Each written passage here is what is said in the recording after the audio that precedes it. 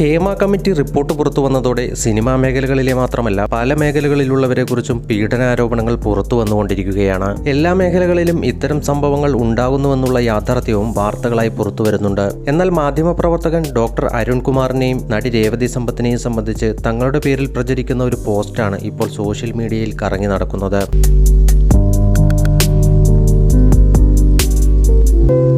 സിനിമയിൽ മാത്രമല്ല മാധ്യമപ്രവർത്തകൻ അരുൺകുമാറും പീഡിപ്പിച്ചെന്ന വെളിപ്പെടുത്തലുമായി നടി രേവതി സമ്പത്ത് എന്ന തലക്കെട്ടോടെയാണ് വാർത്ത പ്രചരിക്കുന്നത്. ദേശാഭിമാനിയുടെ ഓൺലൈൻ പോർട്ടലിൽ വന്ന സ്ക്രീൻഷോട്ട് എന്ന തരത്തിലാണ് ചിത്രം കണ്ടാൽ മനസ്സിലാവുക.